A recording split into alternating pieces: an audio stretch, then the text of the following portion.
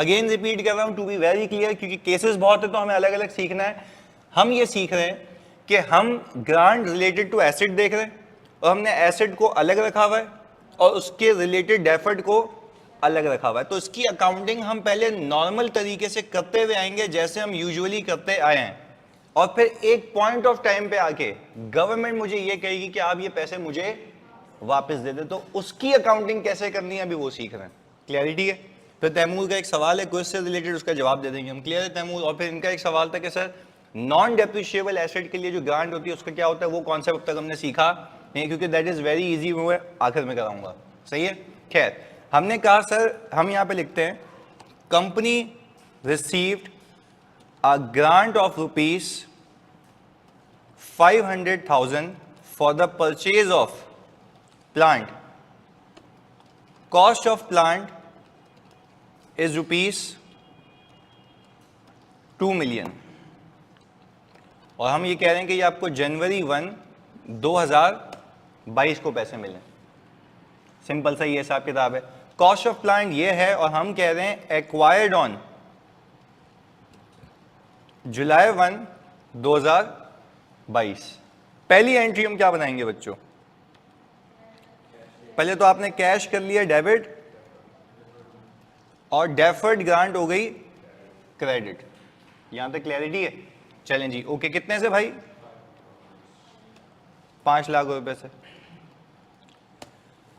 ये कौन से दिन की एंट्री है भाई? आप कह रहे हैं सर जनवरी 1, 2022। ये हो गया हिसाब किताब पहले दिन का। अच्छा, क्या आपने इस ही दिन के ऊपर ये एसेट खरीदा है या आगे जाके? कितना आगे जाके? 6 महीने आगे जाके। तो हमने सर यहाँ पे जुलाई 1, 2022 पे एक एंट्री बनानी है, प्लांट, डेबिट और कैश 2 मिलियन से।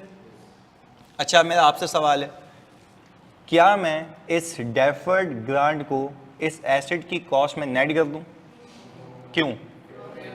Fair value method, nominal value method नहीं, आप इसको अलग रखेंगे। चलिए मान लिया अलग रखेंगे। सर हम अज्यूम कर रहे हैं कि यूजफुल लाइफ ऑफ प्लांट है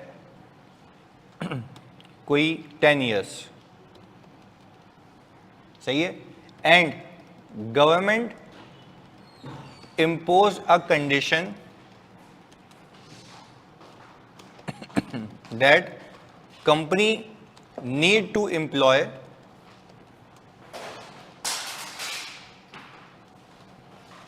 हाँ जी, government need to employ 200 employees for 5 years. भाई कंडीशन ये है कि at any point of time आपने, गवर्नमेंट ने कहा कि आपने कितने एम्प्लॉइज रखने हैं? 200। पर अब मुझे एक बात बताओ, इन एनी केस ये ग्रांट रिलेटेड टू एसेट ही है ना, इस पे एक सेकेंडरी कंडीशन चिपकी हुई है कि एम्प्लॉयज को रखना है कितने टाइम के लिए? 5 ईयर्स के लिए। ये बात क्लियर है? अच्छा, अब यहां पे एक और चीज लिख लेते हैं, in case of breach. In case of breach हमने कहा अगर हम ब्रीच करें देन इंटायर तो नहीं, हम कह लेते हैं 50% of the grant is repayable, या 50% की जगह थोड़ा सा और मुश्किल करने के लिए 60% कर लेते हैं, ताकि हम ऑल टुगेदर केस देख लें ना। यहां तक बात क्लियर है? चलिए जी, ये तो हो गया हिसाब किताब के बैकग्राउंड क्या है और पहले दिन की एंट्री क्या है। तो सुकून से पहले इसको कॉपी करें और फिर ये एंट्री बनाएं और फिर आगे लेके चलते हैं जल्दी से।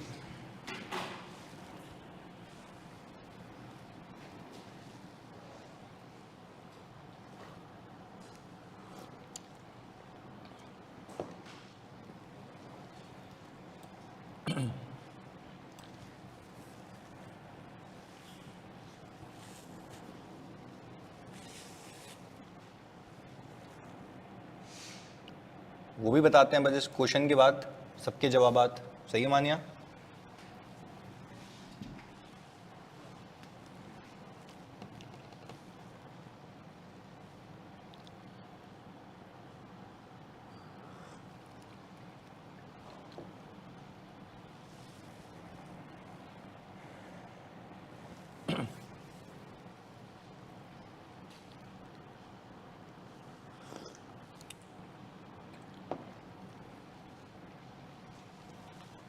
हाँ जी, यहाँ तक हो गया भाई।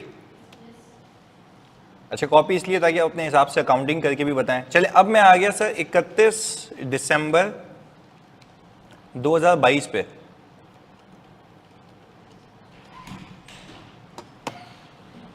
ऐसा ही है भाई, ये आ गया हिसाब किताब 31 दिसंबर का। अब मुझे बताएं कि 31 दिसंबर पे क्या आप इस एसेट की डेप्रिसिएशन बुक करेंगे? चलें, हमने यहाँ पे कहा सर डेप्रिसिएशन एक्सपेंस डेबिट और अक्यूमुलेटेड डेप्रिसिएशन क्रेडिट, ऐसा ही है। अच्छा, कितने से सर? आपने ये प्लांट कितने का खरीदा है? 2 मिलियन का। इसकी लाइफ कितनी है? 10 साल। मैंने किया 6/12, कितना आता है? 1 लाख रुपीस।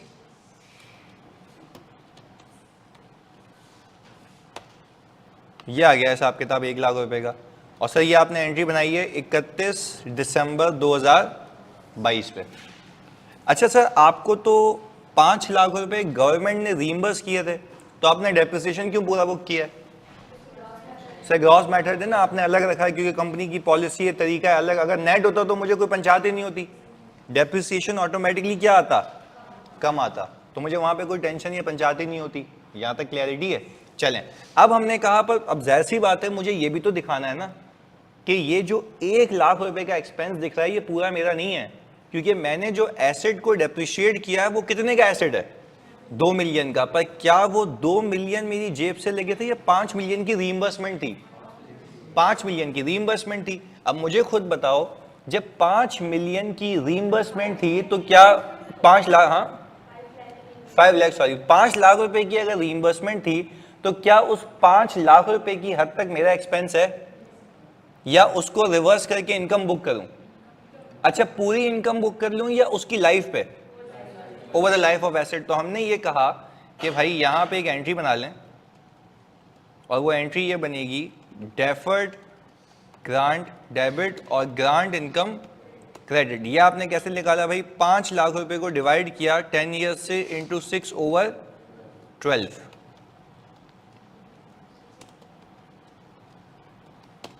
ये कितना आ गया भाई?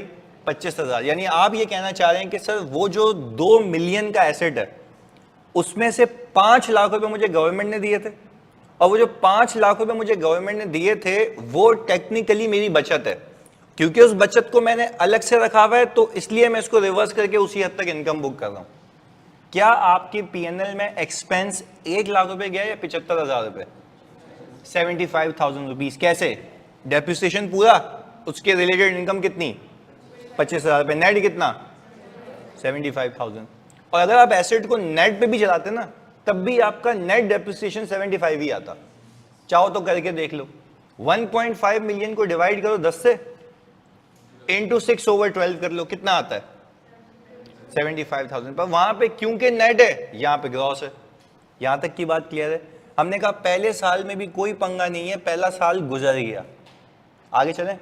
चलें। अब पहले साल के आखिर में मैं आपसे पूछूं तो पहले साल के आखिर में आपके पास बैलेंस शीट के ऊपर प्लांट कितने पे मौजूद होगा? सर आप कहेंगे प्लांट मौजूद होगा हमारे पास, फोकस होकर देखिएगा, प्लांट हमारे पास मौजूद होगा सर 2 मिलियन माइनस 1 लाख, इस पे मौजूद होगा। सही है? यहां पे लिख भी देता हूं मैं, 2 मिलियन माइनस 100,000। क्लैरिटी है? ये 100,000 कैसा? Accumulated depreciation. हमने कहा सर आपके पास डेफर्ड ग्रांट मौजूद होगी कितने की? सर आपने कहा 5 लाख रुपए मिले थे, कितने रिवर्स हो गए? 25,000। तो 5 लाख रुपए में से अगर मैं 25,000 रिवर्स कर दूं तो 475,000। अगर ऑब्वियसली यही नेट मेथड होता तो ये इसके अंदर नेट हुआ हुआ होता, हमें अलग से पंचायत करने की कोई नीड नहीं है। ये बैलेंस शीट आपको ये बता रही है कि मेरे पास जो 1.9 मिलियन का प्लांट है उसमें कितने की बचत गवर्नमेंट की तरफ से आई है? 470। तो सर वो तो ज्यादा आई थी ना भाई, कुछ तो इनकम बन चुकी ना, बची कुची कितनी है? 475,000। ये प्रेजेंटेशन समझ आती है? क्योंकि एग्जामिनर आपको पेपर में ये भी कह सकता है मुझे बताओ बैलेंस शीट में क्या आएगा, तो हम उसके ऊपर भी काम कर रहे हैं। यहां तक कोई मसला? इसको कॉपी करें 2 एंट्रीज को जल्दी से ताकि आगे लेके चलें।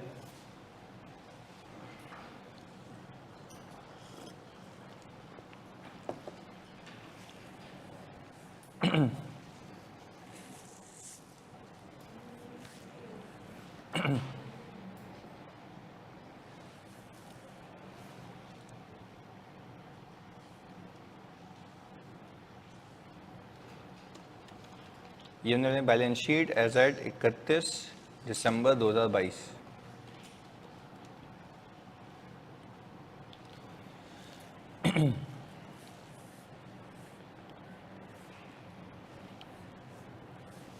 हाँ जी, यहां तक डन। अच्छा, अगले साल जब हम अकाउंटिंग करेंगे तो हमने कहा हम सीधा आ गए 31 दिसंबर पे। अच्छा, जब मैं 31 दिसंबर पे आया तो मुझे आप एक बात बताएं, अब ये हो गया 31 दिसंबर 2023, तो अब क्या मुझे ये 6/12 यूज करना है? सर इसलिए यूज नहीं करना क्योंकि अब ये पूरा साल चलेगा। क्लैरिटी है? तो ये आ गया 2 लाख रुपए का डेप्रिसिएशन। अगेन जो मेरे पास ऊपर एसेट मौजूद है, क्या उसके अगेंस्ट में कोई बचत भी मौजूद है ना? तो क्या उसको भी इनकम में कन्वर्ट करूं? ये बताने के लिए ये जो डेप्रिसिएशन एक्सपेंस का आप खर्चा देख रहे हैं, ये पूरा खर्चा मेरी जेब से नहीं हुआ, तो उसकी बचत भी मौजूद है, उसके ही इक्विवेलेंट अब उसका हिस्सा निकाल के पीएनएल में एज इनकम ट्रांसफर करना है। हमने कहा सही है सर, करके देख लेते हैं। तो हमने ये कहा कि हम यहां पे डेफर्ड ग्रांट डेबिट और ग्रांट इनकम क्रेडिट, और हमने इसको ऐसे निकाला सर, 5 लाख रुपए को डिवाइड कर दिया 10 से,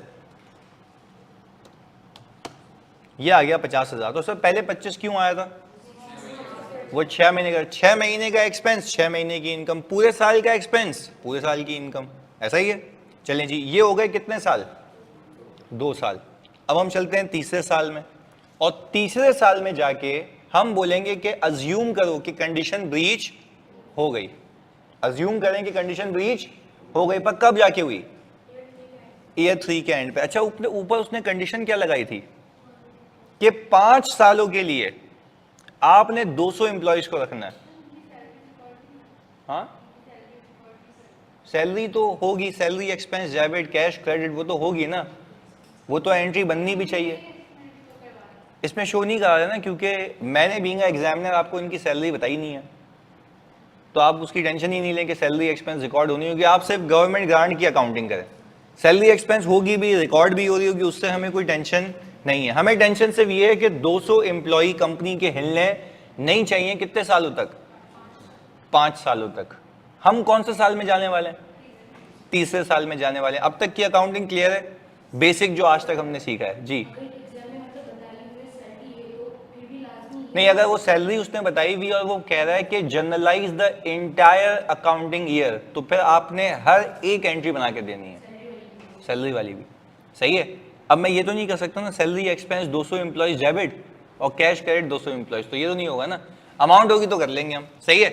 चलो, अब मुझे एक बात बताओ तुम लोग कि अब जब मैं बैलेंस शीट बनाऊंगा यहाँ पे, क्योंकि this is also a reporting paper, तो आपके पास प्लांट कितने का आ रहा होगा? सर 2 मिलियन का आपने लिया था, पहले साल कितना चला भाई? ऐसा ही हुआ है। कितने साल डेप्रिशिएट हुआ है? 2 साल। तो आपने कहा सर मैंने 2 मिलियन में से पहले तो 1 लाख माइनस किया, फिर 2 लाख माइनस किया, क्या 1.7 आता है? ये आपके प्लांट की कैरिंग अमाउंट है। क्या ये नेट पे मेजर हो रहा है या ग्रॉस पे? ग्रॉस पे, ग्रॉस पे, ग्रॉस पे, यही सीखना। देखो फर्क है, ये ग्रॉस पे आ रहा है ना, ग्रॉस मतलब डेफर्ड से नेट नहीं हुआ हुआ। नहीं, देखिए नेट बुक वैल्यू अलग है, मैं कह रहा हूँ डेफर्ड तो नेट नहीं हुआ हुआ ना, इसमें डेफर्ड नेट नहीं हुआ हुआ।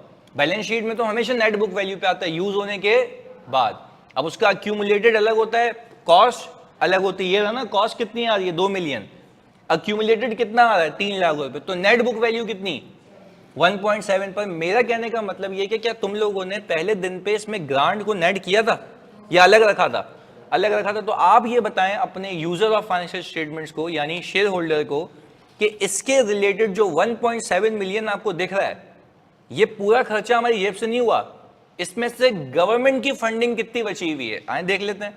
आपने कहा भाई 5 लाख रुपए आए थे, 25 आपने पहले साल में टिकाए, 50 आपने दूसरे साल में टिकाए, तो इसी एसेट के रिलेटेड फंडिंग कितनी बाकी है? तो आपने कहा सर अगर मैं 5 लाख रुपए में से 25 माइनस कर दूं और 50 माइनस कर दूं, तो ये आ गया 425।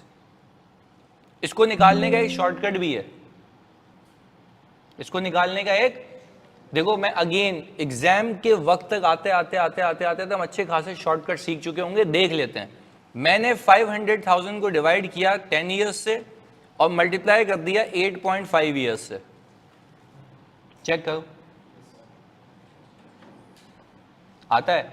जैसे जैसे आगे जाएंगे वैसे वैसे ही शक्तियां इस्तेमाल करते रहेंगे। आ रही है? पक्की बात है sir. Same is the case with, वाह यार वैसे तुम लोग एक नहीं देते, आज दो ले आए, क्या बात है? ये किसने भेजी? क्या बात है, हक कर लेना मेरी तरफ से, सही है। इधर अच्छा, आप मुझे एक बात बताओ, ये इसके लिए भी हो सकता है 2 मिलियन कितने सालों को रिप्रेजेंट कर रहा है? 10 सालों को रिप्रेजेंट कर रहा है। मुझे बताओ कितने साल हो चुके हैं? 1.5। कितने हो चुके हैं? 1.5। तो मुझे बताओ कितने बचने चाहिए? 8.5। तो मैंने कहा ये हो गया हिसाब किताब। तो एग्जाम में अगर आपको बोले कि मुझे तीसरे साल की अकाउंटिंग करके दो, तो बेवकूफों की तरह पूरी चौरंगी लेके नहीं आना आगे, एक ही एंट्री बनाना, डायरेक्ट आंसर। क्लियर है? नहीं, वो बोले कि मुझे तीसरे साल की जनरल एंट्री बना के दो, तो आप फिर 1 2 3 4 ऐसे पूरी जिंदगी निकल जाएगी। आप कब आ जाएं सीधा आखिर में? वो आपको बोले मुझे बैलेंस शीट के एक्सट्रैक्ट बना के दे दो, कौन से साल के? तीसरे साल के। तो क्या इतनी लंबी करनी है या फौरन ही आ जाएंगे? फौरन ही आ जाएंगे। तो do expect these things in the next mock. हाँ, ये वर्किंग शो करनी होगी। मतलब ऐसे तो नहीं आप बोलें खुद समझ ले भाई जो इसके अंदर आ रहा है, सही है? तो आपने वर्किंग शो करनी होगी। पर अगेन ये आप अप्लाई कर सकते हैं। अगेन शॉर्टकट के पीछे लॉजिक ही है ना, 10 साल की चीज कितनी बचनी चाहिए? 8.5। 10 साल की चीज कितनी बचनी चाहिए? 8.5। तो हमने ये कर लिया, कोई मसला? चलें जी, इसको कॉपी करें पहले यहां तक। 2 साल लैप्स हो चुके हैं।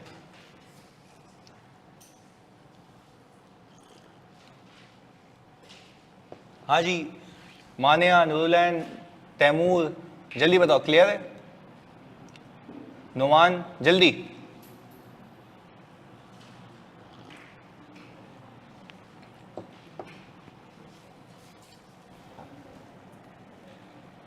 बेहतरीन।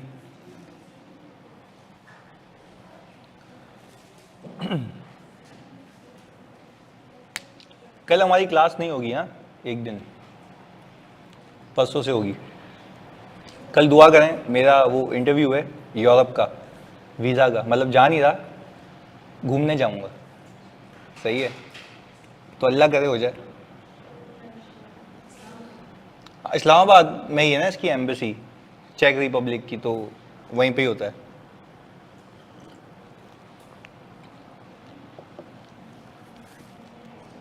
हो गया कॉपी यहां तक?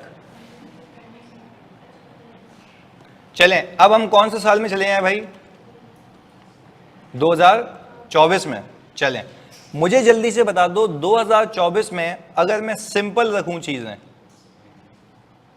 तो क्या यही डेप्रिसिएशन आएगा और यही ट्रांसफर आएगा? ऐसा ही है। ये हिसाब किताब हो गया 2024 तक का। यहां तक कोई मसला? चलें जी, ये हिसाब किताब हो गया। अब आपको पता लगा on 31 December 2024 it was revealed that 40 employees left the organization and organization unable to hire replacement। हाँ भाई, 40 लोग चले गए और हमने रिप्लेसमेंट नहीं ला पाए। हाँ भाई, क्या इसके कॉन्सिक्वेंसेस हैं? तो आपको वापस करनी पड़ेगी, पक्की बात है। चलिए जी, ये बात कब एस्टेब्लिश हुई है? कितने साल बाद? आप बोलेंगे 2.5 साल बाद। आपने एसेट तो जुलाई में खरीदा है ना, 2.5 ईयर्स बाद ये बात आपको एस्टेब्लिश होनी चाहिए, 2.5 ईयर बाद। चलें, अब मैं आपसे ये पूछूं, आफ्टर 2.5 ईयर, यहां पे मैं लिख लेता हूं after 2.5 years, carrying amount of deferred grant is rupees. हम शॉर्टकट लगाएंगे अब जिंदगी में अपनी, क्या कहते हो? है ऐसा? कितना आता है देख के बताओ। 375,000 जी।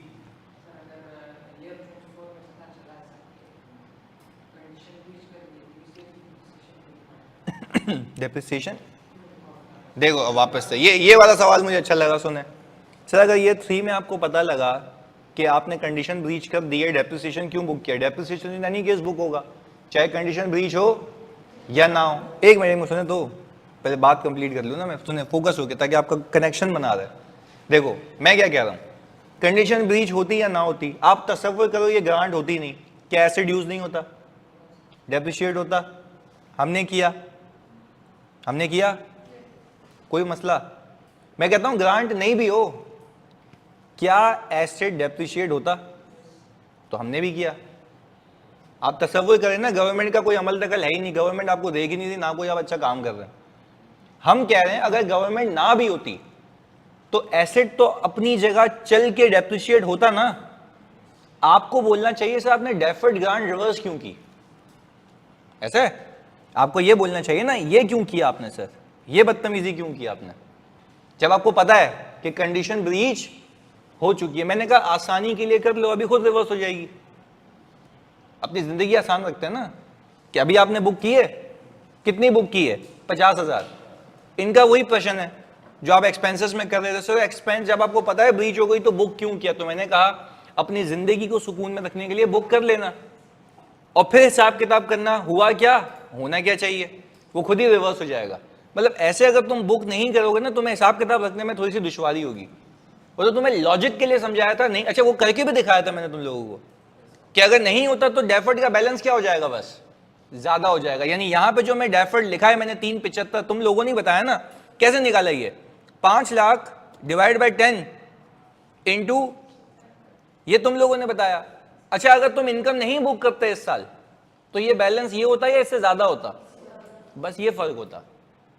तो मैं कह रहा हूं अपनी ईज के लिए कर लेना, ये सही है, ताकि आप बोलो सब हो चुका फिर पता लगा वो ये तो चले गए लोग, अब वापस करके आते हैं पैसे, कोई मसला, पक्की बात है। यानी इस पॉइंट ऑफ टाइम पे मैं आपसे पूछूं कि सर मुझे एक बात बताएं कि क्या आपसे गवर्नमेंट पैसे मांगेगी, आपका जवाब आएगा यस।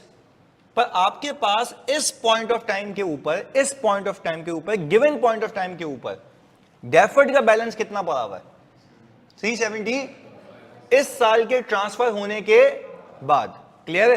अच्छा मानिए अगर एक सवाल है सर नेट मेथड में तो एसेट के अंदर ही नेट हुआ होता है, तो मैं तो आपको यही कह रहा हूं ना, नेट मेथड के अंदर भी अगर एसेट के अंदर नेट हुआ होता है तो आप उसको डेप्रिशिएट करके आखिर में ले आते हैं, हाँ या नहीं। अच्छा अगर देखो मानिए फिर वही बात, अगर आप लोग ये करेंगे ना कि कंडीशन ब्रीच हो गई तो मैं साल के शुरू में पूरी एंट्री करूं, तो आपको पता है 2 एंट्रियां करनी पड़ेंगी। एक, पहले साल के शुरू में आप पैसे वापस दें और एसेट को रिकूप करें उस हद तक जो साल के शुरू तक हुआ है, फिर अलग से डेप्रिसिएशन बुक करें। तो क्या इस हैसल में जाना या सीधा सीधा चलें, सीधा सीधा चलें। हम क्यों बिला वजह टेंशन लेके होशियारी कर रहे हैं, हम कह रहे हैं साल के आखिर तक ले आओ और तसव्वुर करो कि सब कब पता लगा है, अकाउंटिंग तो उसी साल में हो रही है ना, तो सब खुद ब खुद सही हो जाएगा। अगर नेट मेथड भी होता ना तो वो कह रही है सर वो तो एसेट में नेट हुआ होता है, भाई मैं कह रहा हूं फिर साल के शुरू में तुम्हें पैसे वापस करके एसेट को इंक्रीज करना पड़ेगा। ओपनिंग तक डेप्रिसिएशन अलग होगा, फॉर द ईयर का अलग होगा। कितनी एंट्री बनाओगे, 3, हम कितनी बनाते हैं, 1। सिंपल है, मानिए बात समझ आ रही है, हम क्यों टेंशन ले रहे हैं इस बात की।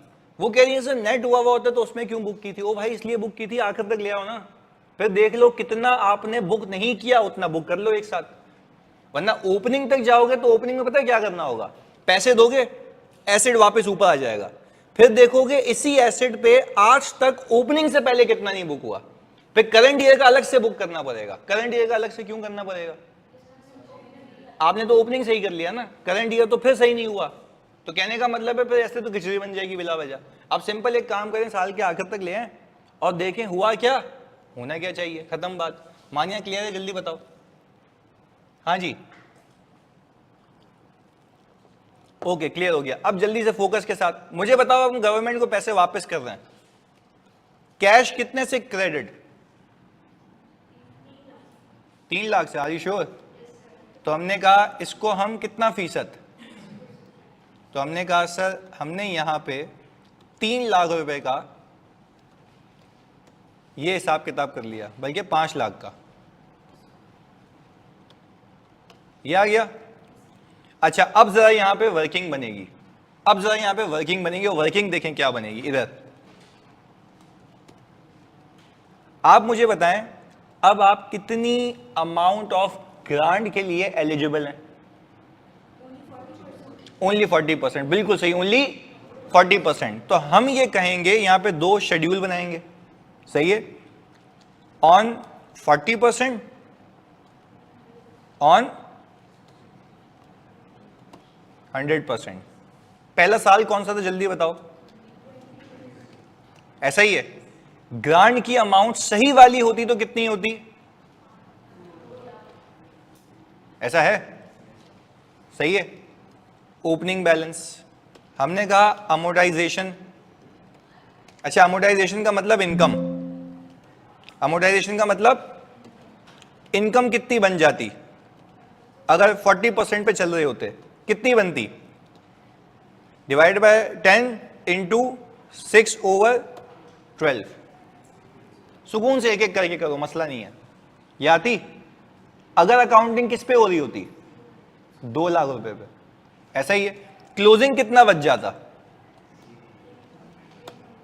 190। अगर वापस से अकाउंटिंग किस पे हो रही होती? 40% पे। अच्छा, फिर हम 2023 में आते, ये ओपनिंग होता, फिर आप 2 लाख रुपए पे 10 से डिवाइड करते, ये 20,000 आता। 20 क्यों आता? पहले 10 क्यों आया? पहले वो 6 मंथ से, अब ये पूरा साल है। ऐसा ही है, आपने इसको माइनस किया, ये 170 हो गया। अच्छा, आप 2040 में बैठे हुए, 24 में बैठे हुए, ये आ गया, ये अमाउंट आ गई, फिर ये 10 हो जाता। आपके हिसाब से क्लोजिंग बनना कितना चाहिए? ऐसा है कितना? 375 करके देख लेते ना यहां पे, ये तो आपने खुद ही किया है, यही चीज आप यहां पे रेप्लिकेट कर दें, ये रहा 100% पे, ये आप ही करेंगे ना। यहां पे कितना लिखूं जल्दी बताओ ओपनिंग में? Very good, 5 lakh. यहां पे कितना लिखूं? पक्की बात है। अच्छा, यहां पे लिख दिया हमने 25,000, ये बच जाता, क्या यही बचा हुआ था ऊपर बैलेंस शीट में? ये आ गया। अच्छा, इसको डिवाइड कर दिया 10 से, ये कितना बच गया? क्या ये बचा हुआ था 425? आप लोगों ने निकाला था। ऐसा ही है, हमने कहा भाई ये आ गया, फिर आपने इसको डिवाइड कर दिया, ये बच गया, यही बचा हुआ है। तुम्हारे सामने आ गया ना, हुआ हुआ क्या है? साथ साथ हुआ हुआ क्या है? हुआ हुआ क्या है? होना क्या चाहिए? अब एक एक करके मुझे जवाब दे दो। इनकम आज तक कितनी बुक हुई है? 125,000 की। इनकम आज तक कितनी बुक हुई है? 125,000 की। मुझे ये देख के बताओ होनी कितनी चाहिए? 50,000 की। तो क्या यहां पे मैं लिखूं डिफरेंस ऑफ इनकम कितना? इतनी ज्यादा बुक हुई है, ऐसा ही है क्या? रिवर्स कर दूं? पक्की बात है, ज्यादा बुक कर ली है। करेंगे या कर चुके हैं? ये इनकम की बात हो रही है। हमने कहा चलें सर, कोई मसले वाली बात नहीं है, हम यहां पे रिवर्सल ऑफ इनकम कर रहे हैं। कितने से भाई? 75,000 से। अच्छा, गवर्नमेंट कह रही है मुझे 60% पैसे वापस दो, पर पहले उसमें से वापस दो जो तुम रिकॉर्ड कर चुके हो। नहीं, यही बात समझ, पहले उसमें से वापस दो जो तुम रिकॉर्ड, क्या रिकॉर्ड कर चुके हो? इनकम, वो वापस ले लिए। अब मैंने आज तक की इनकम सही कर ली, पक्की बात है। चलें जी, अब वो मुझे कह रहा है भाईजान ये तो वो हो गया जो आज तक कर चुके हो, जो आगे करने वाले हो वो भी नहीं करने दूंगा, उसके पैसे भी वापस दो। तो क्या हम यहां पे डिफरेंस इन डेफर्ड निकाल लें? डेफर्ड है कितना? होना कितना चाहिए? कितना आ गया? 225। वो बोल रहा भाई 225 भी वापस दो। हमने कहा भाई तपने की क्या बात है, ले लो। डेफर्ड ग्रांट कितने से भाई? 225 से। क्या ये एंट्री मैच होती है? ऐसे करना है आपने, बस जिस साल वापसी करने ना पैसे, देखो हुआ क्या है, होना क्या चाहिए, इनकम के इनकम में से दे दो, डेफर्ड के डेफर्ड में से दे दो। बात समझ आती है? देखो लॉजिकल बात है ना, अभी आपके एसेट के 10 साल में से कितने साल बाकी थे, साढ़े 7 साल। तो वो कह रहा है जो बकाया आपके 375,000 पड़े हुए ना पैसे, वो आगे कितने सालों में इनकम बनेंगे, 7 पॉइंट। तो बोल रहा वो पूरे इनकम बनने नहीं दूंगा, उसमें से मेरे पैसे वापस दो। तो हमने निकाल लिए ना वो कि उसमें कितने पैसे पड़े हुए जो वापस देने हैं, वो दे दिए, कैश में आ गए ना, और फिर वो भी तो हैं जो इनकम बुक कर चुका हूं, तो वो भी वापस दे दिए। दोनों का हिसाब किताब इक्वल हो गया, पक्की बात है। या इसमें कोई सवाल ऑनलाइन है तो जल्दी बताओ। डेफर्ड वाला रिपीट करते हैं, देखो वापस से मुझे एक बात बताओ, आपको मिले कितने थे, 3 या 5? 5, क्लियर है, 5 लाख रुपए मिले थे। गवर्नमेंट आपको कह रही थी ये 5 लाख रुपए आपने इनकम बनाने कितने सालों में, 10 सालों में। आपको 2.5 ईयर्स बाद जाके पता लगा कि आपने 60% की पेमेंट वापस करनी है, that becomes equal to 3 lakh rupees. अब गवर्नमेंट कह रही है 3 लाख के 2 हिस्से हैं, एक वो जो तुम इनकम बना चुके हो तो उसका तुम हिस्सा मुझे वापस करो। यहां तक कोई मसला है भाई? अगर मैं ये कह रहा हूं कि आज तक जो तुम इनकम बना चुके हो वो तुम 100% की बना चुके हो, उसमें से क्या तुम्हें 100% की इनकम बनानी चाहिए थी या कितने फीसद की, 40% की? कितनी ज्यादा बुक की हुई है, तो वो रिवर्स करो ना, उसके पैसे दो।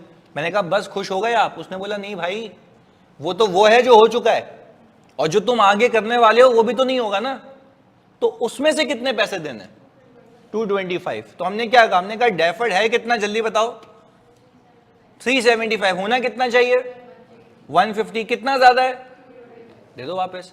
तो हमसे उसने मांगे भी तो 3 ही थे ना, पर 3 के कितने हिस्से हैं, एक वो जो तुम इनकम बना चुके हो, एक वो जो तुम इनकम बनाओगे, दोनों पैसे मिला के वापस दे दो। अब आगे जो हिसाब किताब होगा वो सिर्फ और सिर्फ 40% का होगा, ऐसा है? क्योंकि अब तो तुम ऐसे हो गए कि एज इफ तुम अकाउंटिंग शुरू से कितने परसेंट पे कर देते, 40% पे, तो पहले की इनकम कहां गई, रिवर्स हो गई। हमें कोई अभी पंचायत नहीं है, क्लैरिटी है जी?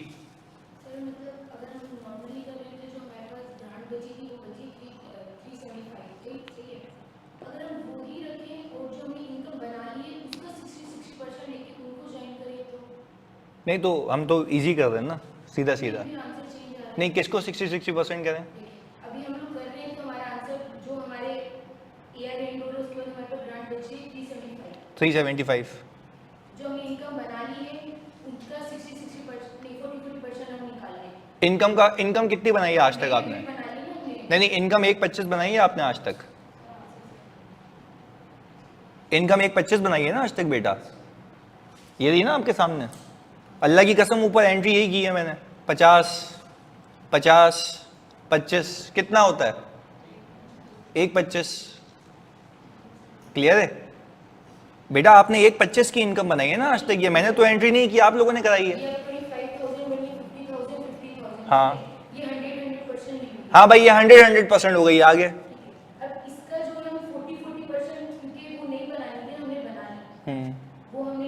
कितना बनता है बेटा? आप करके देखो ना, कैलकुलेटर निकालो, जल्दी करो, करके देखो ना, जबानी कलामी बातें नहीं करते ना, अल्लाह ने कैलकुलेटर दिया है। हाँ सेम आएगा, बता दूं। पहले मेरी बात, मेरी बहन, पहले मेरी बात, 1.25 पे आप लगाएं 40%, करने तो दें इनको, इनका दिमाग तो सही हो ना, यहाँ से जल्दी बताओ ना, हो गया? यही याद है पक्का? मेरी मैथ्स बड़ी अच्छी है, यंगेस्ट सीनियर मैनेजर हूँ यूआई का। जल्दी बताओ, क्लियर है? अब बताओ आगे। अब जो हमारे ईयर एंड में बची थी वो 375 थी, ईयर एंड पे बची थी 375 थी, वही पूरी की पूरी दे दें। पूरी की पूरी क्यों दे दे भाई? उसके बाप के पैसे हैं, क्यों उसको क्यों दें? उसमें से भी 40% मेरा नहीं है, उसमें से भी 40% मेरा नहीं है, सही है? बात समझे, भाई के जज्बात समझे, दिस वॉज द लॉजिक। और ये जो आप मुझसे पूछते हैं ना, ये इसलिए भी पूछते हैं क्योंकि आपको लॉजिकल सोचना आता है, क्लियर है? This is good. चलें कॉपी करें इसको, यहां से करना है ये वाला साल 24 वाला, जल्दी मानिया, क्लियर है? जल्दी बताओ।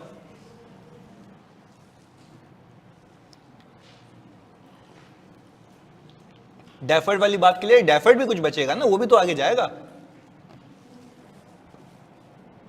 क्लियर है? क्लियर हो गया पक्का?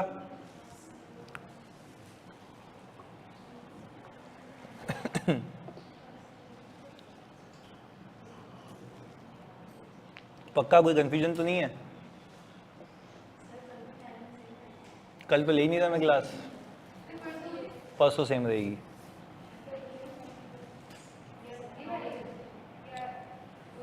नौ बजे वाली देखते हैं, 9 बजे वाली कर लेंगे टाइमिंग, पर क्योंकि अभी तो आपका सेम टॉपिक चल रहा है ना, तो मतलब एक ही समोसा वापस क्या खाओगे 2 बार?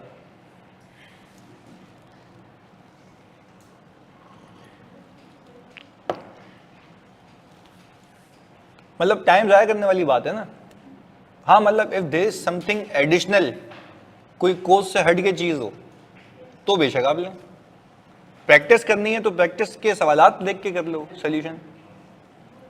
बुक अभी सौले ने कहा था ना, मैंने उसको कल रात को कॉल करके डांटा भी है कि भाई जल्दी करो ना बुक। असल में मैंने किया ये था कि मैं तो पढ़ाता ही FFR और FAR2 और ऑडिट था ना पहले, तो FAR1 तो बच्चों की फरमाइश पे आया था, कैश फ्लो NPU के लिए, पे करते करते करते करते करते सारे हो गए थे। तो FAR2 और ऑडिट की बुक ना खुद की पूरी लिखी हुई थी। अब पिछले बैचेस में जो मैं सवालात बनाता था ना वो कंपाइल हो गए, ऐसे फैल गए, फिर वो कंपाइल करते करते करते करते करते अब वो जाके कंपाइल हुए हैं, तो वो उसके सोल्यूशंस बना रहा है। तो सही है, I can give you the book but it does not contain solutions, सबके नहीं है उसमें, तो वो कंप्लीट करेगा तो दूंगा ना। मतलब ये तो फिर फजूल हो जाएगा बात कि मैं आपको सवाल दे दूं फिर आप मेरे पीछे भाग रहे हैं सोल्यूशन देखें सही है या नहीं है, तो वो चल रहा है अभी। तो मिल जाएगी आपको अभी, इसी वीक के एंड तक मैं दे दूंगा। कहते हो मैं PDF दे दूंगा, ऐसे ही रख लेना, प्रैक्टिस करते रहना। सही है? एग्रीड? पेपर चेक कौन करता है? ICAP में लोग होते हैं वो चेक करते हैं, तो कंप्यूटर तो ही ना करेगा। ब्लैक से इसलिए ताकि वो चेंज नहीं हो पाए।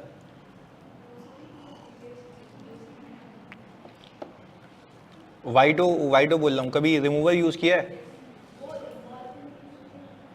पर वो एक थीम है कि ब्लैक स्कैनिंग के अंदर ना ब्लू थोड़ा सा उभर के आता है, ब्लैक नहीं आता।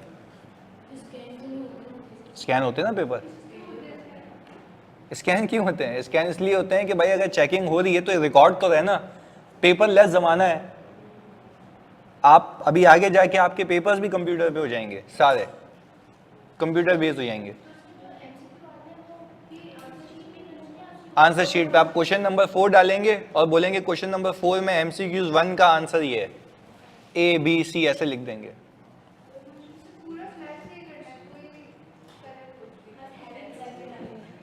पेन से देखो, ये तो मैं तो कभी जिंदगी में रंग बिरंगा था ही नहीं ना। जैसे मैं देखता था मेरे दोस्त वो मार्कर से हेडिंग डाल रहे हैं, लाइन डाल रहे हैं, तो उसके चक्कर में पेपर में से लाइन डलती थी।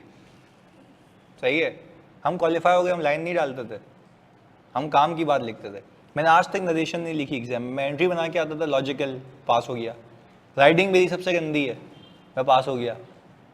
मतलब इट्स ऑल अबाउट आप जो आपका थॉट प्रोसेस है ना।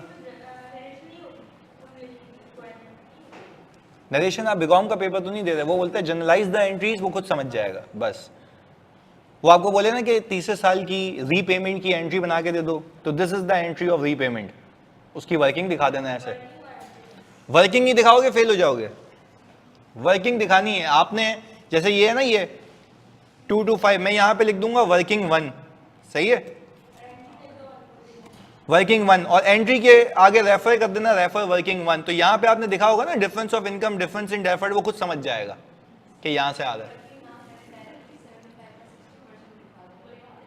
हाँ दिखा सकते हो, वर्किंग भी है ना, शॉर्टकट है, पर again for applying shortcut this should be a mind behind it. सही है? अब आप मुझे बताओ, याद करो वो वाली क्लास जो रीपेमेंट की पहली चीज सिखाई थी मैंने, सुनना इधर, जो रीपेमेंट की पहली क्लास सिखाई थी मैंने, उसके अंदर हमने कितने तरीकों से किया था उसको? 3 तरीकों से। अब वो 3 तरीकों से किया था तभी तो आप अप्लाई कर रहे हो ना, कि परसेंटेज लगाऊं तो आंसर आ जाए। अदरवाइज तो मैं कहता कि कैश निकालो, डेफर्ड को बैलेंस और इनकम, तुम बोलते सही है बोल के चला गया, पेपर में फंस जाते। तो आप उसको किसी भी तरीके से पूछने, तो you can at least cross check कि क्या मैंने एंट्री सही बनाई है या नहीं बनाई है। सही है? फिर नहीं होगी। वो तो ये तो इसके लिए ना कि जो मेरी तरीके के स्लो साबुन है ना उनको समझ आ जाए। सही है, ये अपने लिए बनाई है मैंने कि मेरे को समझ आए। सही है, चलें जी। नरेशन क्या होती है? नरेशन ये होती है कि credited cash against reversal of grant. ये नहीं लिख के आना खुदा के वास्ते। सही है, ये नहीं लिखना आप लोगों ने। सिंपल ये एंट्री बना दो, वो खुद समझ जाएगा। सर पेपर में अगर कैश फ्लो या कोई भी क्वेश्चन के आंसर सही नहीं हो तो, आंसर सही नहीं हो तो मतलब तो पेपर में वापस बुला लेगा वो अगली बार, यानी फिर 6 महीने। अच्छा मैच नहीं हो, ओके। देखो अगर पेपर में आपका कैश फ्लो मैच नहीं हो ना, तब भी आपको जितना किया हुआ उसके नंबर मिल जाएंगे। यानी आपने कितने ही पास पेपर किए होंगे मेरे साथ, उसके अंदर हो सकता है किसी का कैश, मुझे तो लगता है मैच हो गया होगा सबका, तकरीबन हो जाता है ना। और जिसका मैच नहीं भी हुआ होगा, सही है ना, उसमें अगर 17 नंबर का सवाल है तो 15 नंबर तो आ गए होंगे, क्योंकि एक आध एडजस्टमेंट गलत होगी। तो क्या अगर आप सिर्फ कैलकुलेटर पे 15 को 17 से डिवाइड करें कितना आता है? वैसे ही 15 को 17 से डिवाइड करें कितना आता है? यानी 88% सक्सेस रेशियो। और हर सवाल में ऐसा हो तो क्या 50 के ऊपर निकल गए? तो दैट मीन्स कि in exam you don't need to go for perfection. हाँ परफेक्शन पे तब जाओ जब आप कह रहे हो कि भाई मुझे तो गोल्ड मेडल चाहिए, तो वो इंशाल्लाह आ सकता है ना, पर अगर आप उसको अप्लाई सही करें पास तो हो जाओगे, ये गारंटीड है। पर अगेन आपको अगर लॉजिक से नॉलेज है। सही है, अब जल्दी से इसको कॉपी करो। ये हो गया है? हाँ जी ऑनलाइन करो, जल्दी बताओ। हमारे यहाँ कह रही है कैश फ्लो में 1 रुपये का डिफरेंस आता है, वो जेब से डाल देना भाई, वो राउंडिंग ऑफ का मसला होगा। सही है, चलें एक सवाल दे दूं उसके ऊपर भाई। चलें जी लिखें, आ जाएं।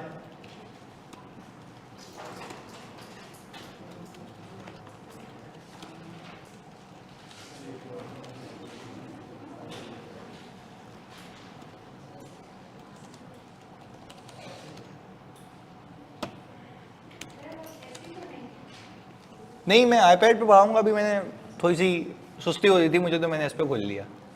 सही है, क्यों सही नहीं है? ये ज़्यादा सही है ना, राइटिंग अच्छी है इसमें, ऐसा ना?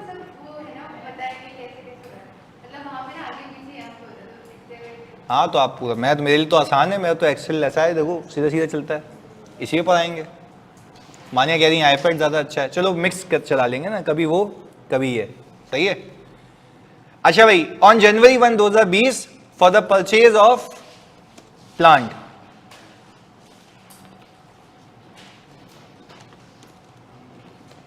company purchased a plant on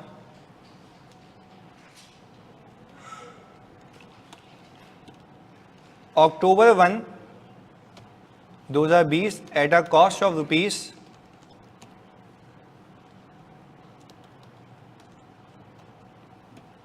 1.8 million.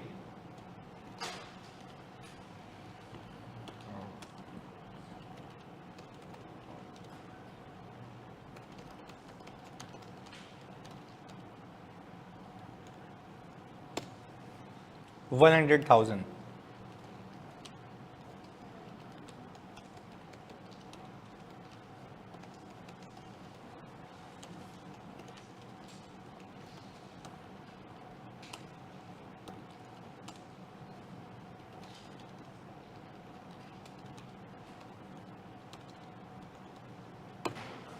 ये आ गया जी।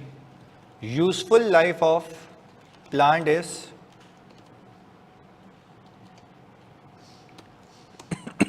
10 years. Grant is conditional upon if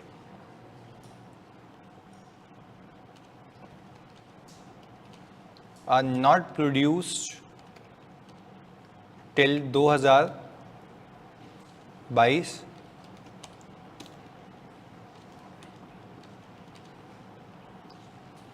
10-55% of the grant is repayable. सही जी, कंपनी प्रोड्यूस्ड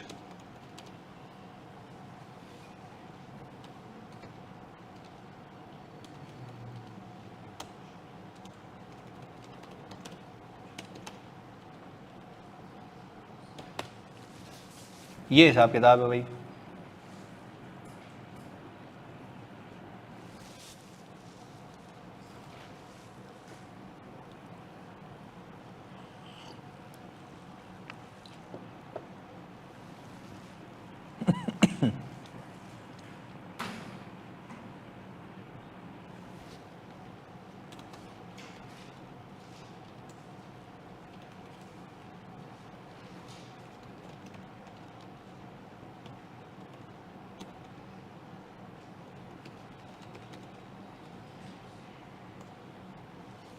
अब देखो मेरी रिक्वायरमेंट क्या है, जर्नलाइज रीइंबर्समेंट ऑफ ग्रांट। मैं कह रहा हूं कि आपने 1 2 3 साल नहीं करनी है, मुझे वो बताओ कि उस दिन क्या होगा। तो आप पहले लंबी कर लें अगर आपको करनी है। आप देखें कौन से साल में जाके हो रहा है।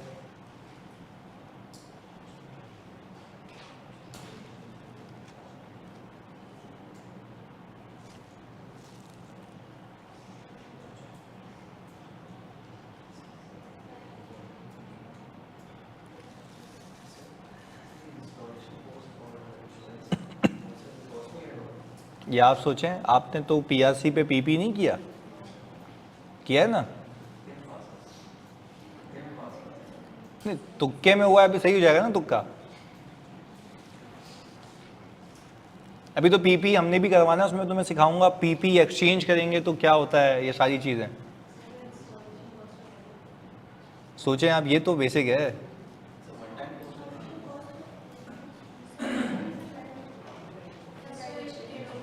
ऐड होगी,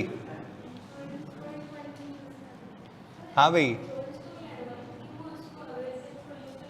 हाँ बिल्कुल ऐसा है।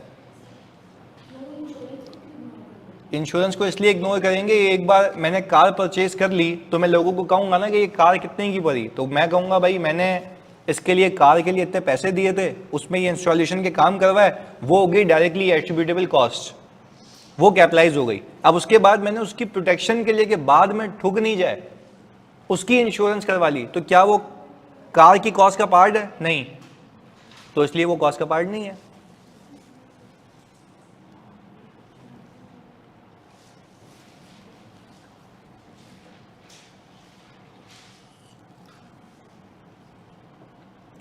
अच्छा, एग्जामिनर ये भी कर सकता, हम आगे जाके मिक्स भी करेंगे ना स्टैंडर्ड्स को, तो पीपी के कुछ एक्सपेक्ट्स को मिला देगा, गवर्नमेंट ग्रांट का एलिमेंट होगा उसके अंदर, तो वो सारी चीज़ें भी आहिस्ता आहिस्ता ऐसे एनहांस होती रहेंगी।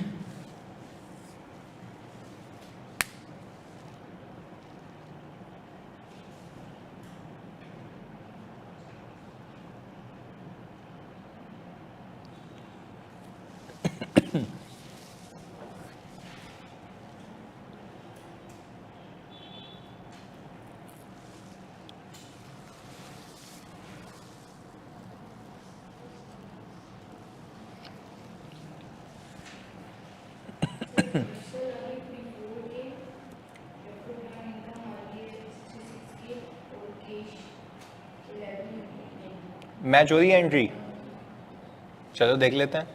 हाँ भाई, क्या एंट्री बनी भाई, ऑनलाइन वालों जल्दी बताओ।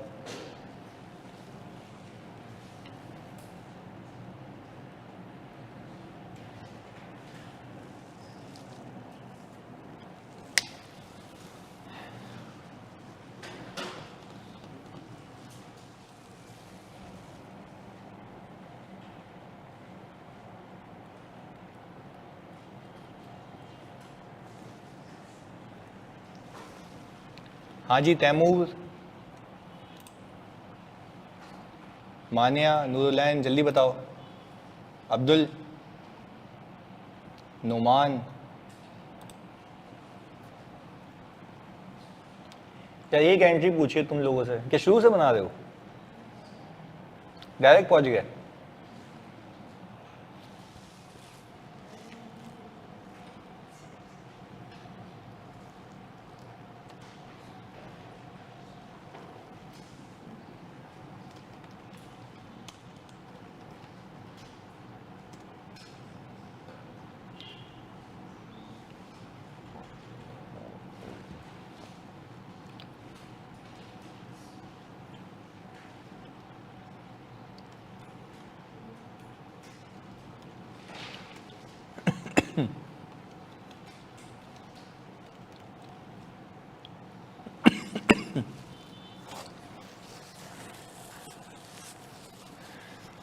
हाँ जी, प्लांट आई थिंक 1.9 मिलियन का है, ऐसा ही है ना?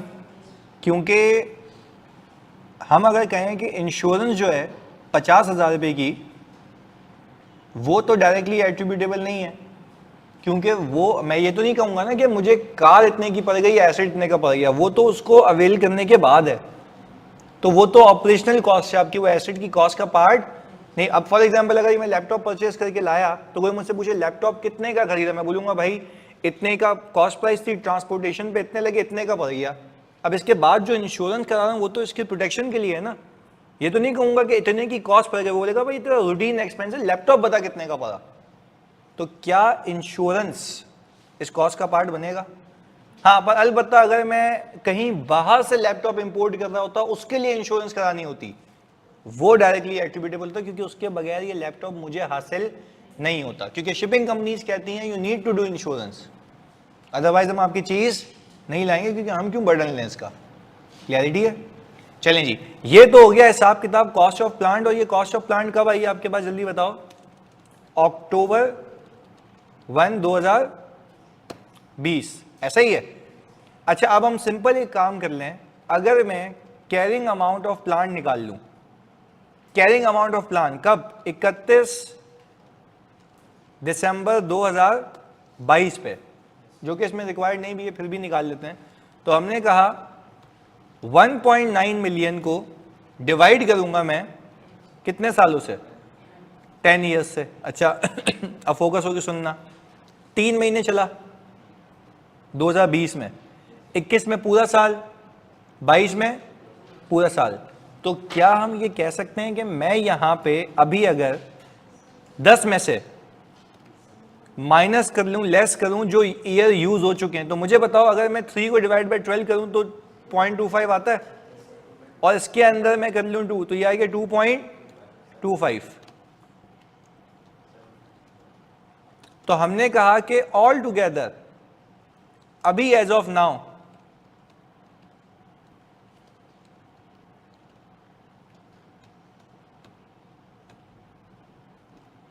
कितने ईयर्स बच गए हमारे पास, 7.75। अच्छा हमने क्या किया 7.75 कर लिया, ऐसा ही है। अब हम यहां पे 1.9 मिलियन को डिवाइड बाय 10 इंटू 7 अगर आप लंबी करके भी पीपी को लाएंगे ना, यही बचेगा। क्लैरिटी है? क्योंकि मैं कह रहा हूं कितना यूज हो चुका है, ये है यूजेज 2.25। तो मैं कहा इतना यूज होने के बाद इतना बच गया। आप हर साल का डेप्रिसिएशन भी माइनस करेंगे ना, पहले साल में कितने महीनों का, 3 महीने का, दूसरे साल में पूरे साल का, उसके बाद पूरे साल का, तो ये बचेगा। अच्छा मैं आपसे पूछूं आपके पास डेफर्ड कितना बचा हुआ है, तो आपने कितने पैसे लिए थे गवर्नमेंट से, इसको मैं किससे डिवाइड करूं, इसको भी 7.75 से। तो आपने कहा सर ये 2 लाख रुपीस को डिवाइड किया 10 से इंटू 7.75, ये बचा होगा। अगर आप हर साल अकाउंटिंग करते हुए हैं तो भी अल्लाह की कसम यही होगा। कोई मसला? पक्की बात है? ऑनलाइन में तो प्लीज बताओ क्लियर है। अब इस दिन पे आप कहें गवर्नमेंट को भाईजान ये ले लो पैसे, तो आपके पास से कैश कितना जा रहा है सर, आप यहां पे बता देना सर। कैश आपका जा रहा है 2 लाख रुपए का 55%,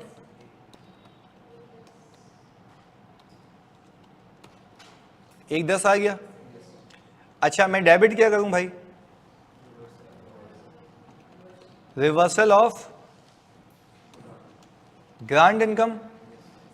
अच्छा रिवर्सल ऑफ ग्रांट इनकम तो वो है ना जो आज तक बुक हो चुकी है, उसका एक हिस्सा, कितना हिस्सा रिवर्स करना है सर। हम यहां पे एक आपके लिए मेरे पास तो क्या एक्सेल है, मैं तो 2 मिनट में कर लूंगा, ये सिर्फ देख लेना।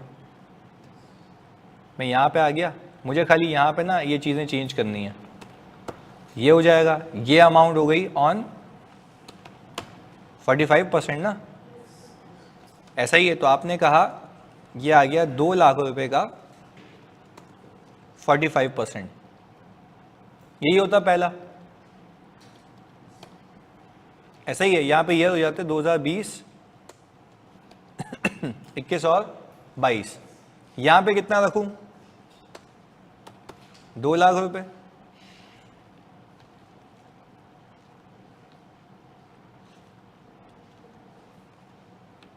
ये आ गया, ये आ गया, देख लो यही हिसाब किताब है। अच्छा हमने जो अमाउंट निकाली है यहाँ पे डेफर्ड की, वो भी 155 आ रही है, यहाँ पे भी देखो कितनी आ रही है 155। इनकम का रिवर्सल कितना आ रहा है 24। क्या आप लोगों ने भी यही निकाला था? पक्की बात है। तो हमने क्या किया कि भाई 24750 से हमने इनकम रिकॉर्ड की थी जो रिवर्स कर ली। इसके बाद डेफर्ड ग्रांट रिवर्सल भी हो जाएगा, कितने से 85250। बात क्लियर है? अभी भी वही बात है, जो वो आपसे पैसे मांग रहा है वो इस मद में मांग रहा है कि कह रहा है जो तुम इनकम बुक कर चुकी हो उसमें से भी वापस दो, और जो तुम आगे बुक करोगे उसमें से भी वापस दो। तो हमने कुल मिला के अपने पैसे वापस कर दिए। कोई मसला? क्लैरिटी है? कितने लोगों ने शॉर्टकट अप्लाई किया था? Very good. और वो शॉर्टकट क्या था जल्दी बताओ? इनकम का रिवर्सल निकालना है, तो टोटल इनकम जो बुक हुई है उसके ऊपर क्या लगा दूं? कितना परसेंट? 55%। 55 ना? 55 नहीं 55 ना? 55 तो रिवर्स करना है मुझे, तो 55 लगाऊंगा ना। देखो भाई, आपका ये जो अमाउंट है इनकम का, ये जो आज तक बुक की है ना आपने, इसके ऊपर मैं कितना परसेंट लगा दूं? ये 100% है,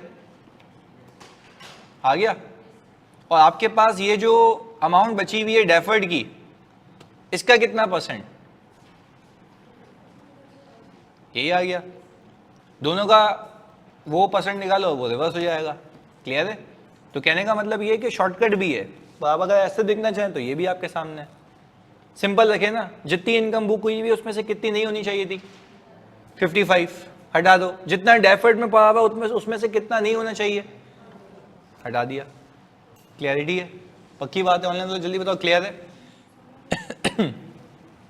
क्या हुआ बताएं? समझ आ गया? मतलब हो नहीं रहा था आपसे, तो आप सिंपल करते हैं ना, शुरू से लेके आते। क्या नहीं हुआ इसमें आपसे, ये बताओ। देखो आपसे सिर्फ पता है इस सवाल में आपसे मांगा क्या था मैंने? ये एंट्री मांगी थी, सही है? इस एंट्री के लिए आपको क्या चाहिए? डेफर्ड कितना पड़ा हुआ है, पैसे कितने देने, डेफर्ड कितना रिवर्स होगा, इनकम कितनी रिवर्स होगी। 4 चीजें चाहिए बस। तो आप या तो शुरू से वर्किंग करें और ये हिसाब किताब कर लें। हाँ नहीं ना, आप सिंपल देखो, मैं आपकी जगह होता ना, मैं पता है क्या करता? मैं कहता ओपनिंग डेफर्ड कितना था? 2 लाख, सही है। क्लोजिंग कितना बचा हुआ है जो शॉर्टकट से निकाला? इन दोनों का डिफरेंस आ गई आज तक की इनकम। मैं क्या करता? इसके ऊपर भी 55% लगा दो, इसके ऊपर भी 55%, ये भी रिवर्स, ये भी रिवर्स। देखो ये रहा, मैं अपने एग्जाम में ये करता था। समझ आ गया? तो ये 2 मिनट की कहानी थी कि दोनों का डिफरेंस लो, इनकम का भी 55 रिवर्स कर दो, डेफर्ड का भी 55 रिवर्स कर दो। ये पूरी लंबी करने की नीड ही नहीं थी। देखो मैं तो ऐसे कर लेता इसको, और पीपी में तो कोई छेड़खानी नहीं है। हाँ ये देखें, ये रहा भाई। मैंने क्या कहा? 2 लाख रुपए की ग्रांट मिली थी, हाँ या नहीं? जल्दी बताओ। अच्छा कितनी बची हुई है? बाकी कहां चली गई? इनकम में। ये आज तक की इनकम है। अच्छा मैंने कहा ये आज तक की इनकम 100% है, इसमें से कितनी नहीं होनी चाहिए? तो इसमें से डेफर्ड कितना नहीं होना चाहिए? तो ये इनकम से रिवर्स हो गया और ये डेफर्ड से रिवर्स हो गया, और दोनों को मिला के कैश रिवर्स हो गया। क्लियर है? तो this is that much easy. But again पहले तो आपको समझ आना चाहिए ना कि चल क्या रहा है पीछे। मैं अगर पहली क्लास में आके टकाटक ये परसेंटेज चिपका दूं तो बोले पता नहीं क्या कर रहा है। सही है? अब बात क्लियर हो गई। अब हमारे पास गवर्नमेंट ग्रांट में से 2 चीज़ें रह गई। एक फॉरगिवेबल लोन्स, कि गवर्नमेंट आपको लोन ही माफ कर दे, तो ये भी तो गवर्नमेंट की तरफ से असिस्टेंस हो गई ना, यानी पैसे में बचत। यू कैन वैल्यू इट, ऐसा ही है ना? गवर्नमेंट वाला भी हो सकता है, बैंक वाला भी हो सकता है, बोले मैं दे दूंगी पैसे। सही है? तो अब मुझे बताओ कि अगर फॉरगिवेबल लोन है, ये भी तो गवर्नमेंट की तरफ से असिस्टेंस है ना, हाँ या नहीं? बिल्कुल है। उसकी अकाउंटिंग कैसे होगी वो सीख लेंगे। और एक बेसिक सी चीज बाकी है कि अगर आपको ग्रांट मिली है रिलेटेड टू एसेट, बट वो एसेट लैंड है, नॉन डेप्रिशिएबल एसेट, तो वो तो कभी भी पीएनएल में नहीं जाएगा, क्योंकि वो कभी डेप्रिशिएट नहीं होगा, तो उसके लिए हमें जाना होता है उसकी सेकेंडरी कंडीशंस पे। तो वो बड़ी बेसिक सी बात है, वो हम सीख लेंगे। सही है, तो कितनी चीजें रह गई? 2। क्लियर है? ये बात तो याद है ना कि अगर गवर्नमेंट आपकी जनरल ट्रेडिंग कंडीशंस को इंप्रूव करती है, उसकी अकाउंटिंग नहीं होती, उसका सिर्फ क्या आता है? डिस्क्लोजर। और उसकी अकाउंटिंग क्यों नहीं होती? क्योंकि आप उसकी वैल्यू मेजर नहीं कर सकते। वो आपके लिए, सबके लिए, सबके लिए। तो हमें बात ये, मैंने ये जो एमसीक्यूज दिया था उसमें भी था पास पेपर में, वो टिक हो गया था ना? सही। चलें जी, गुड, मिलते हैं अगली क्लास में। अल्लाह हाफिज़।